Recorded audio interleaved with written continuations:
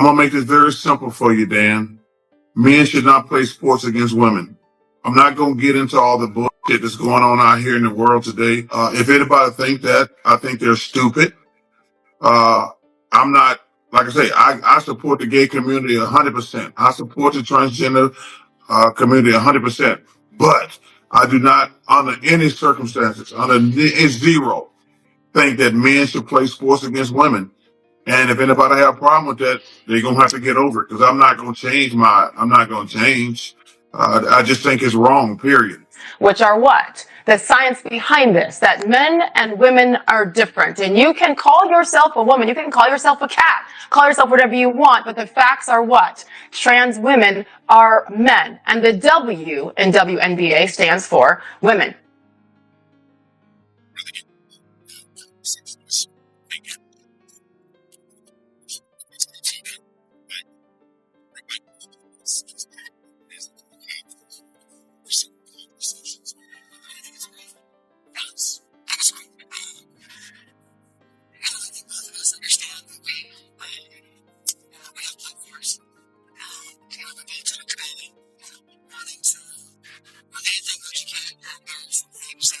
Charles Barkley just said the one thing most people in sports media have been too nervous to say out loud, and he said it without blinking. Sitting on Inside the NBA, Barkley made it clear he agrees with Sophie Cunningham's position that men shouldn't be competing in women's sports, and he said it in that same blunt, no-nonsense tone he's used his whole career whenever he thinks something obvious is being made complicated on purpose. But I'm never going to think it's all right for men to play sports against women. And I don't even think that's controversial. That's the thing that's funny. Like some of this stuff, like when you see these debates on television, I'm like, yeah, men shouldn't play sports against women. I'm done. I don't want to hear you try to explain it to me. No, I don't want to hear it. I'm not going to argue with you. Men shouldn't play sports against women. I'm done. There's a lot of we can argue over. That ain't one of them. Rewind to where this actually started. Sophie sat down for an interview and said, plainly, that she wants to protect young girls and women in sports, and that she believes competition should stay separated by biological sex. No name-calling, no targeting of any specific player, just a policy opinion given in response to a direct question. That single answer is what set off weeks of national coverage. And it's the same sentence Barkley was reacting to when he spoke up. You don't see trans men going and saying, I want to play football. I want to play basketball. I want to be. Why there's no trans men going into men's spaces? Why is it trans women that's going into women's spaces? Show me the last time a trans man was on a podium in any sport. Show me the last time a trans man won in cycling, cross country, football. They played on the team, volleyball team, track and field, 4x100 meter relay on track and field, steeplechase. Name it. Show me a trans man that have been competitive. Show me one. Show me one. What's happening to Sophie since that interview has gone way past disagreement. She's getting booed every time she touches the ball on the road. Arenas have had banners aimed directly at her, and the WNBA has been slow, almost reluctant, to step in and say, enough is enough. It started to look less like fans expressing frustration and more like an organized effort to make an example out of one player for saying something a lot of people privately agree with.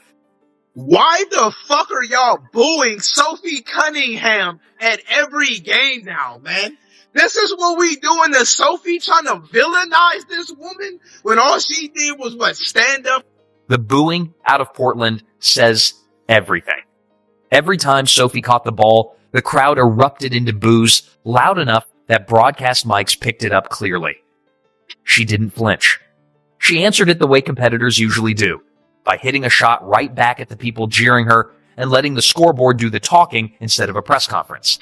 All of the crazies out there are now protesting her at WNBA games. So much so that a coach from another team pulled Sophie aside to have a few words with her and just let her know what she had thought about what Sophie said. Guys, Sophie Cunningham is probably the most popular athlete in the WNBA. If she goes bye-bye, there is no more WNBA. Additionally, have you ever seen Sophie Cunningham play ball before? What on earth makes y'all think that she cares about a bunch of crybabies complaining about an 80-20 issue? Literally, no one wants men and women's sports. It is highly unpopular, and the only people that do want that are people who have likely never played sports before in their lives. But the boos are only half the story. Banners have shown up at road games with messages clearly meant to shame her for the ESPN comments. And arena security has had to get involved more than once when things escalated between fans holding opposing signs. It's rare for a WNBA game to generate this much crowd tension over something that happened off the court entirely. And that alone tells you how far this has traveled beyond basketball. Super respectful. We were just holding our signs and cheering for both teams. And this older lady comes up to us, and she comes up to us, and at first I think she's going to be nice, and she asks, like, what are you guys doing? Or something like that. And then it was like, Jesus loves everyone. That's what she told us. And I was like, oh, I know. Like, I'm religious. Like, I know. Like, I know. Nice. Yeah. And she's like, oh, I hope Jesus can forgive you for what sin you've done. And, like, something like that. And then she told us that we were effing insane. And she's like, and she went like, insane. Yeah. Yeah. Like, you better stop this. And stop pulling this. Yeah. And for you guys I to hope come God here can and save pull you. this. Yeah. She said, for you to come here and pull this shit. Yeah. She said the word? Yeah. Did she say effing insane or? No, she said the word. Nobody around you spoke up for you. No. So, I will say honestly, when I came over, you were in tears. yeah, I've never been yelled at like that. I mean, I've had people hate on me on the internet, but like, it doesn't really affect me because it's just people online. Then came the moment that really blew this open. A Seattle Storm co-owner, Celeste Keaton, confronted two teenage fans sitting courtside over a sign that read nothing more than a thank you to Sophie for speaking up for girls in sports. No hostility on that sign, no attack on any player, just gratitude. Keaton told the girls their presence was insane and suggested they needed forgiveness, and one of them was in tears before the night ended. The league eventually fined and suspended Keaton, but only after days of public pressure once the video spread. That's the backdrop Barkley was speaking into when he finally addressed the situation on air. He wasn't just weighing in on a policy debate in the abstract. He was reacting to a controversy that already had real victims. Two kids who came to a game to support a player they admire and left shaken because an adult with power decided their sign was worth confronting. Sophie Cunningham has said that males, biological males, do not belong in women's sport. That's it. That is the rational, sane, commonly shared stance. It's a safety issue. It's a fairness issue. It's not an anti-trans kids campaign, but this coach saying, all trans kids are well, this is what they do. The straw man argument. She is trying to say that Sophie is against trans kids and she's excluding them and this is evil. No! It's so dumb, it's so evil, it's so calculated. And this is how they silence people. Barkley didn't stop at simply agreeing with Sophie. He went further and warned the league directly, saying something close to, y'all gotta be very careful how you handle this, pointing out that trying to punish a player for stating an honest opinion sets a dangerous precedent for everyone involved, players, coaches, and the league office alike. That's a heavier statement than it sounds. Coming from someone with Barkley's platform and history of speaking his mind regardless of who it upsets. What made this moment bigger than just one segment is that Barkley wasn't the only established voice in sports willing to say it out loud. Once his comments started circulating, other figures from completely different corners of the sports world began adding their own take. And almost none of them landed anywhere close to the WNBA's official posture on the controversy. So she just says what's true. She says common sense thing. And she gets so much backlash. She's like, men should not be playing in women's sports. Why is that so I don't get it. I don't understand it. It's a simple statement. She stood by it. That's what I love about when people say things. Don't back down. If you say something, stand by it. And she said it. She backed it up. She's not backing down no matter how much heat she gets from certain people. It's an 80-20 issue. 80% of the country think it's true, 20% don't. The 20% is crushing her. Let them. Who cares? But I love that she didn't back down. I love everything she stands for. She plays hard. She's good. Like I said, I don't watch WNBA, but I like those two girls right there.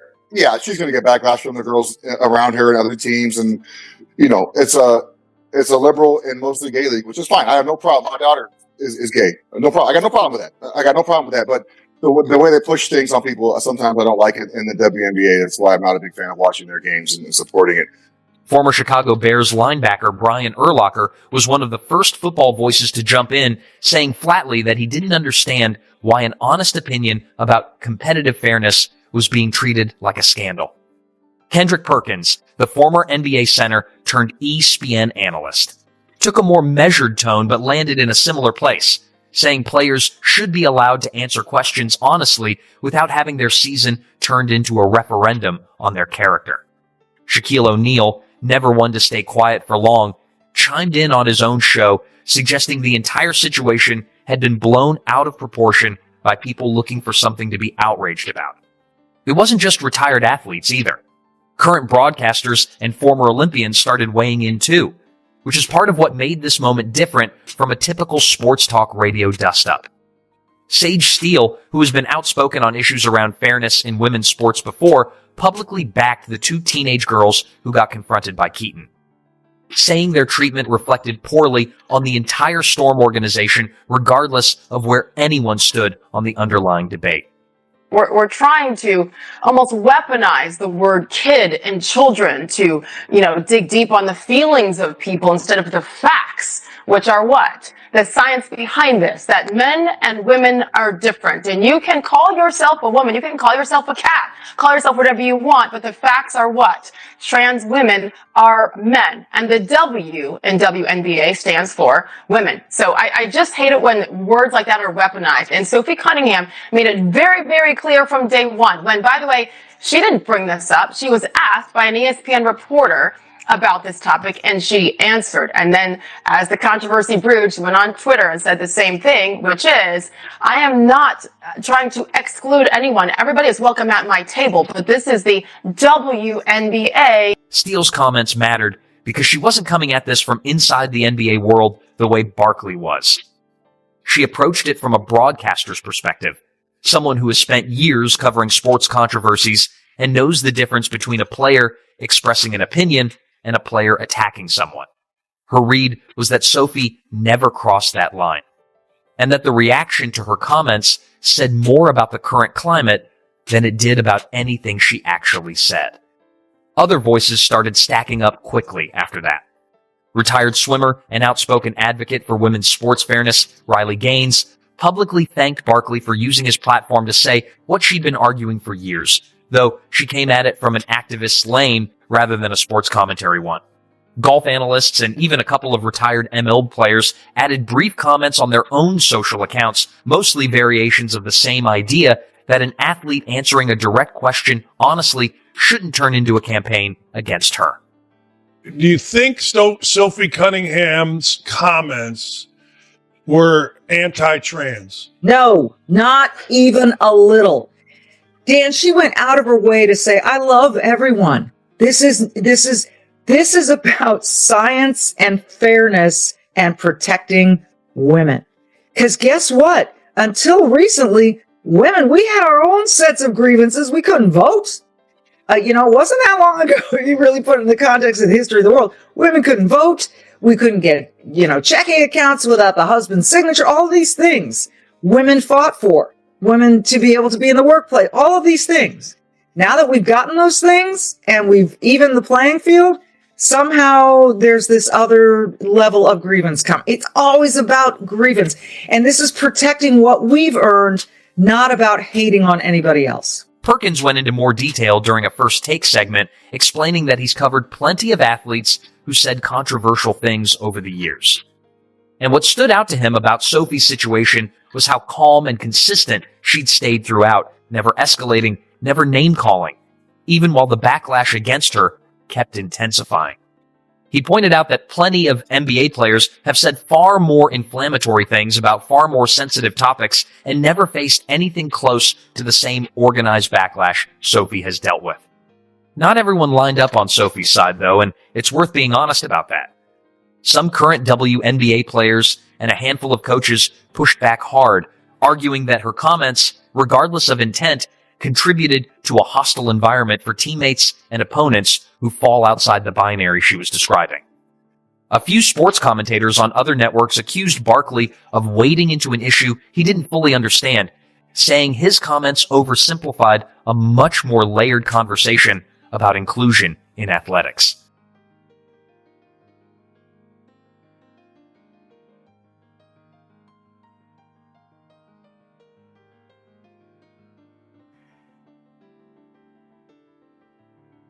That pushback matters just as much as the support, because it shows this isn't a case of one grumpy legend against an entire league.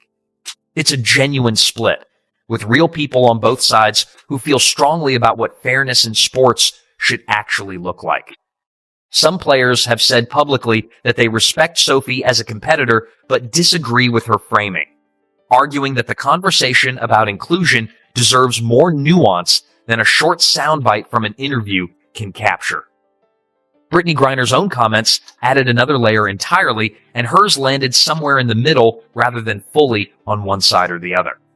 Before a matchup against Sophie's team, Griner told reporters that dealing with the whole situation had become annoying as crap, not necessarily disagreeing with Sophie's right to have an opinion, but expressing frustration at how much noise had built up around a single interview answer. Besides the point. Sophie Cunningham becoming the face of protecting women and protecting girls is the most hilarious thing I've ever seen in my life. For one, she's saying that it's not about trans athletes. It's about protecting young girls. It's not about excluding only trans athletes. But you were a ring girl for somebody that has alleged allegations against women. Not only that, but being exposed by an old teammate for voting for somebody that has alleged allegations against young women and young girls. Young girls. Young girls, right? So all of a sudden, she's the face of protecting young girls and young women, but being a hypocrite. That's only one part of this conversation. The focus of shutting the doors on trans athletes being this big emphasis right now, while trans athletes are just minding their freaking business. I have not seen a trans woman. Some took it as Griner subtly criticizing Sophie for creating the mess in the first place. Others read it as Griner venting about the media circus and the constant questions, not about Sophie personally at all. What actually happened next did a lot to clear up which read was closer to the truth. And this is what I keep talking about when I say we live in a backwards society.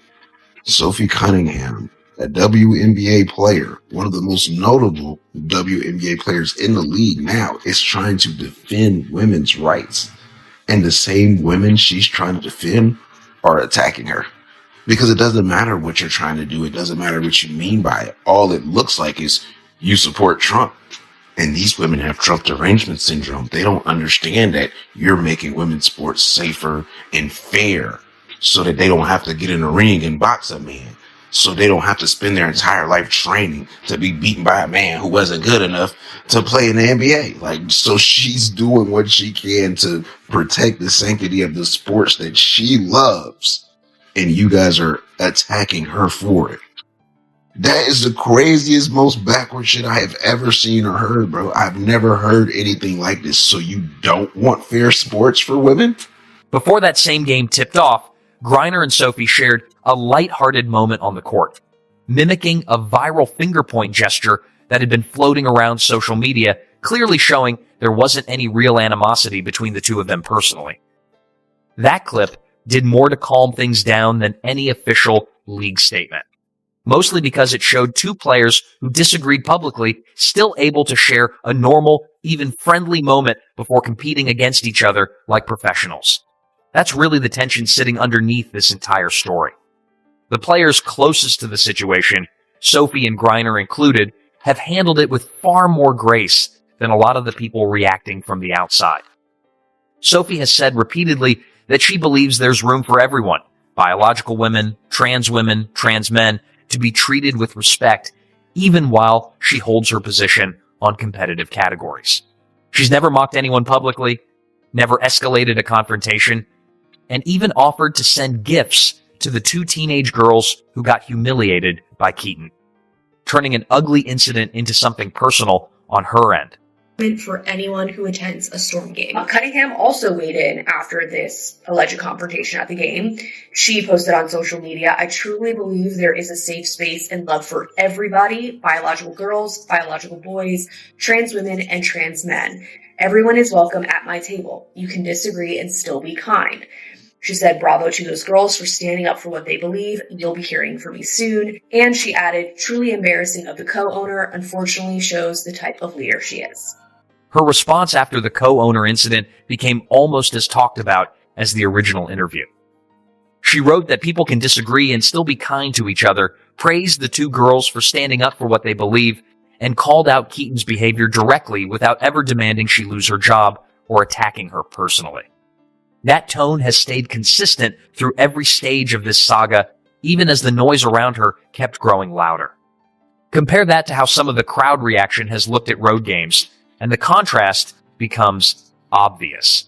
Banners aimed at shaming her, organized boos every time she touches the ball, and a co-owner who thought it was acceptable to confront teenagers over a thank you sign.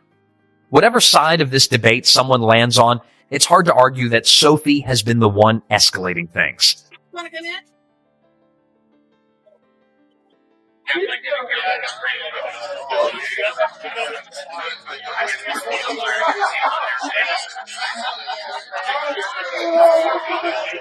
She's covering your sign.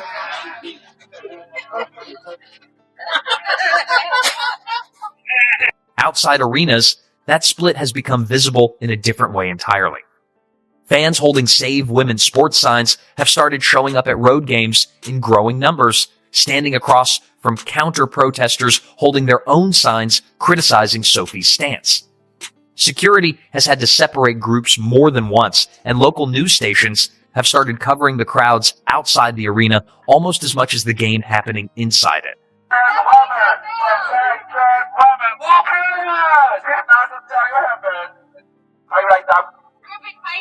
And also easy.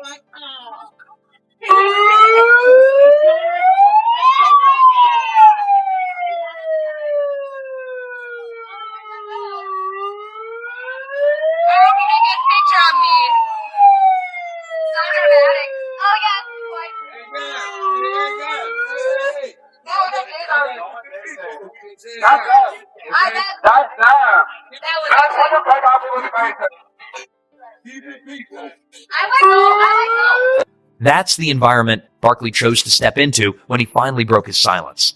He didn't have to say anything at all. Plenty of commentators avoid these topics entirely because there's no upside to wading into something this charged. But Barkley has never really operated that way, and once he spoke, it opened the door for a wave of other voices. Some agreeing, some pushing back hard, to say what they'd been thinking for weeks. Urlacher's comments kept circulating for days after Barkley's segment aired. Mostly because football fans who don't normally follow WNBA storylines suddenly found themselves paying attention to this one. Perkins continued defending his position on multiple shows, always coming back to the same core point that Sophie answered a question honestly and has behaved with more composure than most of the people criticizing her. So let's get something straight. Sophie Cunningham can make publicly transphobic comments, triple down on them, and continue to play without facing any real consequences, averaging 9 points per game, by the way. And yet, the second that someone else pushes back on them, they get hit with a suspension and a fine. Like, am I reading this correctly? Cunningham's recent harmful comments about trans women in women's sports sparked an anti-trans rally outside of Tuesday's game between the Storm and the Fever. In fact, a second Sophie Cunningham rally, which is what they're calling it, by the way, is also being planned for Friday's game in Portland against the Fire. The entire league needed to focus on basketball instead of turning every press conference into a referendum on players' personal opinions. Plenty of athletes have said things over the years that generated far less organized backlash. And why is this particular topic drawing so much more intensity than usual sports controversies? None of this looks like it's cooling off anytime soon. Every time Sophie plays on the road, cameras are waiting to see whether the boos continue, whether new banners show up, and whether the league office finally addresses the pattern directly instead of issuing vague statements after the fact. Every time, another respected voice from a different corner of the sports world weighs in, whether in support or in criticism. The story picks up new life on a fresh platform. I could not respect Sophie Cunningham more because she's putting her career on the line, speaking her truth, trying to protect our women and girls, and making sure that they have the ability to compete and all of their hard work to pay off because they're competing on an even playing field. That is the number one issue to me. And I want to see more women go ahead and speak out about this because put all the other issues aside. This is sport. And in sport, it must be a fair and even playing field. And having biological men competing with women is robbing them of their opportunities. Number one, that is simple. If this is a sport, it should be about equality and fairness on the playing field. And this is not fair. All the other issues, protecting our women in the locker rooms, all of that, I agree with. But when it comes to sport, this should be the number one frontier issue, and it is not talked about enough, and we need more women to talk about it because it's stealing the opportunities of our hardworking women and girls. What's clear through all of it is that Sophie Cunningham never asked to become the center of a national conversation about fairness in women's sports. She answered a question honestly, stood by her answer when the backlash came, and kept her tone steady even while things around her kept escalating. Charles Barkley breaking his silence didn't create this controversy, but it confirms something a lot of people had already suspected, that her opinion is shared by far more people across the sports world than the loudest reactions online would ever suggest.